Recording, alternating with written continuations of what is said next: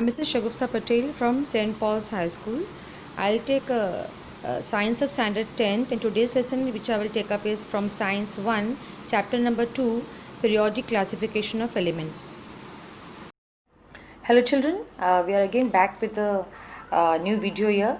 Last time we had learned about classification of elements based upon D'O'Brien's law of triad and Newland's law of octave, and we saw both of them were a failure. The third person who gave the classification idea was a Russian scientist, Dmitry Mendeleev. Okay, this person he arranged the elements in the increasing order of the atomic masses, and he said that atomic mass is a fundamental property of the element. And he also took into account the physical and chemical properties of the elements, like what way they form the compounds with the other elements.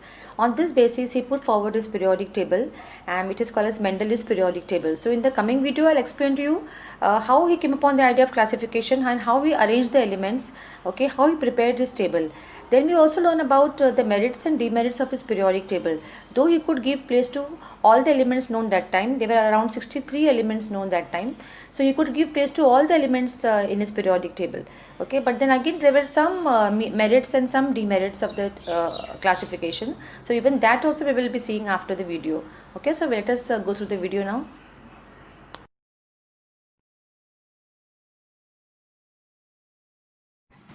By the year 1864, D'O'Brien and Newland had given their laws. But the year 1869 was very significant in the history of classification of elements. This is because of the contribution of a brilliant scientist named Dmitry Mendeleev. Mendeleev was aware of the concept of periodicity and atomic mass. He started writing symbols on the walls of his room.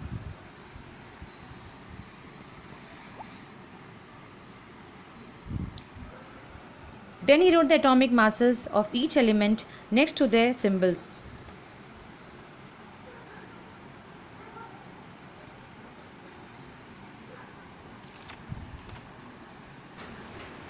Further, he arranged the elements in the increasing order of atomic masses and wrote them in a single line. He then marked the elements showing same property with the same color. As you can see from here, hydrogen, lithium, sodium, potassium, these elements show similarity in the properties, therefore he had given same color to them.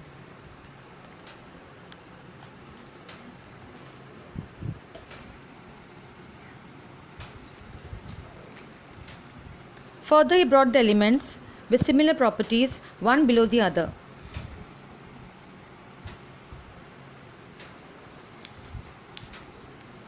And finally, he arranged them in the increasing order of the atomic mass. Based on this, he gave his law called as Mendeleev's periodic law, which states the physical and chemical properties of elements are periodic function of the atomic masses. Children, merits and demerits of Mendeleev's periodic table. Children, first we will be understanding the merits of his periodic table. Merits means some good things about his periodic table, and then we will be learning about the demerits of his table. So, to begin with, here are the merits of his periodic table.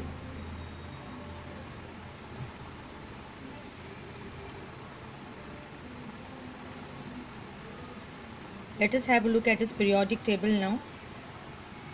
He had given position to all the 63 elements known at that time. His table consisted of vertical columns called as groups and horizontal rows called as periods, and there were 8 groups and 7 periods in his table. In your textbook they will be mentioning 12 periods. It is the same thing because the content inside the classification of element is same in both the tables, so you can refer to textbook table also. Okay, and now you can see he had arranged the elements in the increasing order of the atomic masses. He had left some empty spaces in between, blank spaces in between. That was the first merit for elements not discovered that time. You can see them. It is given in the purple, colors. It is given in the video here. These are for the elements which were not discovered that time. They were named as Eka boron, Eka aluminum, and Eka silicon. Fifth spirit. In the second and the third and the fourth column, L-shaped structure for scandium, gallium, germanium. These were the elements which were known after discovery. But before discovery, he named them as Eka boron, Eka aluminum, and Eka silicon. And he even gave predictions about the property of these three elements, which were found to be correct. We'll see one table where we can see comparison of the property of Eka aluminum and gallium in terms of atomic weight, density, melting point, valency, okay, etc. Now if you go through the table, you will find that stark similarity is there between the predictions and the actual element. Mendeleev had given the name Eka aluminum to the element gallium.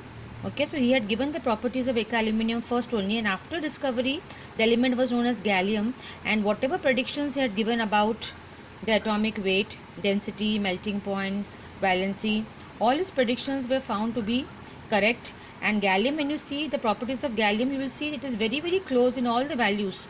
It is very close to Eka aluminum. So whatever was the prediction given by Mendeleev, okay, about the three undiscovered elements, all those three elements were discovered, okay, and then whatever predictions he had given about the properties of the three elements, it was found to be correct.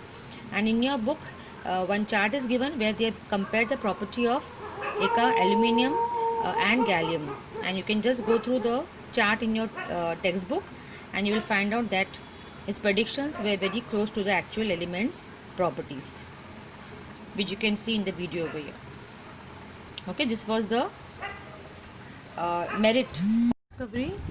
Eka boron was called as scandium, Eka gallium was called as Eka aluminum was called as gallium, and Eka silicon was called as germanium after discovery, actual discovery. And what all predictions he had given about the property of the elements for Eka boron, Eka aluminum, and Eka silicon, it was found to be correct in scandium, gallium, and germanium. So his predictions about the properties were found to be true. This was the merit about his periodic table.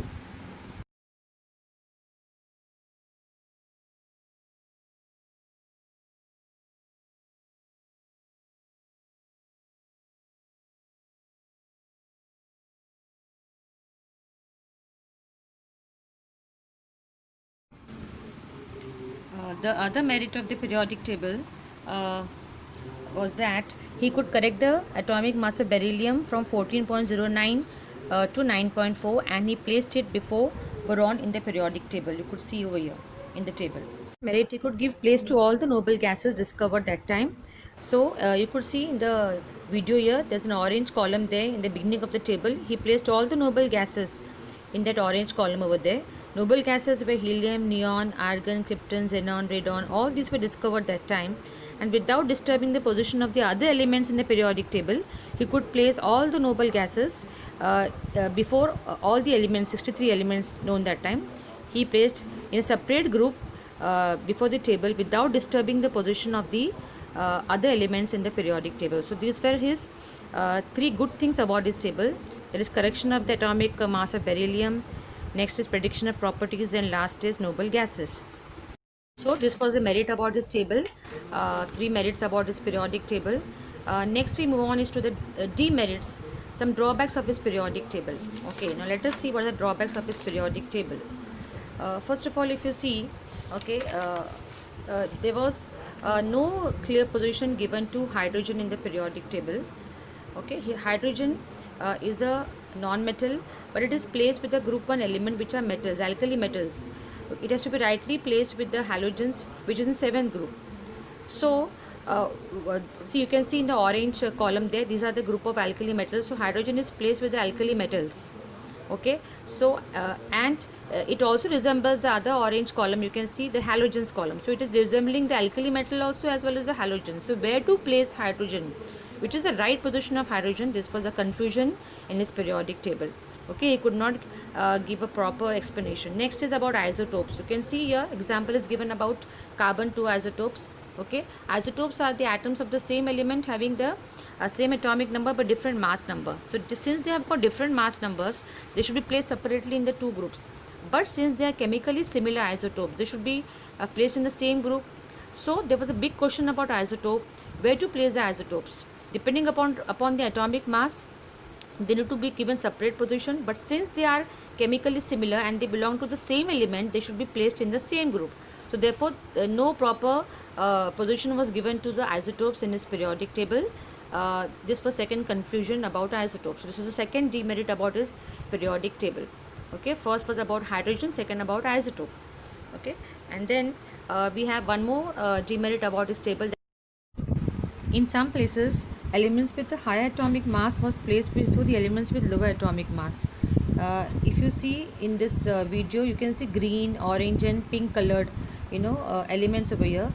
Examples of elements they have shown over here. So here you see in some these places some elements with higher mass is placed before lower mass, which is wrong. Okay, now we'll concentrate more in the pink box. In the pink box you will see nickel and cobalt. The atomic mass of cobalt is more than nickel, still it is coming first and then nickel comes afterwards. Ideally speaking, nickel has to come first and then cobalt has to follow nickel in the periodic table. The atomic mass of cobalt is slightly more than nickel. So if we see the arrangement as per Mendeleev's periodic table, nickel has to come first and then cobalt has to come afterwards. But if you see in the periodic table, cobalt is placed first and then nickel is placed afterwards, though the atomic mass of cobalt is more than nickel. Okay, so this was a mistake in his periodic table. Like this, two more places you find this confusion was there, but then we will not be able to do this in detail, because as per your syllabus we will just bother about those examples which you have in your textbook. Okay, so you have to learn about nickel and cobalt. So if you see here, this is a one major demerit, because you cannot place an element with a higher mass before an element with a lower mass. You are going against the arrangement of the elements in the periodic table. But then since cobalt could not be placed in the other group as it is resembling elements below it, therefore it could not be changed in its position. Therefore cobalt has to be placed there only, though its atomic mass was more than nickel. So this was one more demerit about this periodic table, that is in some places elements with higher atomic masses were placed before the elements with lower atomic masses in the periodic table. Okay, so with this we finish the third demerit of his periodic table. Now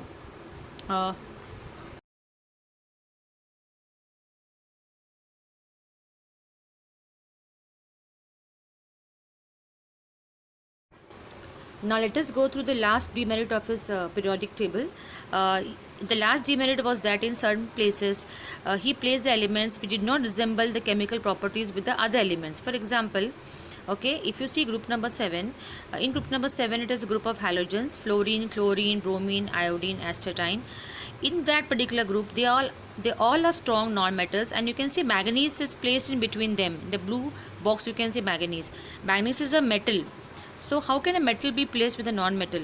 Both are having totally opposite properties. So you can see in the orange one they have shown here, the orange ones are the non-metals over there. So how can a metal be placed with a non-metal? So this was, so in this just because he was arranging elements in the increasing order of the atomic masses, he happened to place manganese with the halogens, which is totally wrong, because they are having totally opposite properties. Okay, so dissimilar elements were placed in the periodic table in this particular manner. In some Okay children, so just now we have seen Mendeleev's periodic table, his classification of the elements. Then we saw the merits and demerits of his periodic table, and then again there was some confusion regarding the position of the elements and in this periodic table. So now again one thing we should note it down, that even Mendeleev took into account atomic mass of the elements, and because of this factor only it was a failure.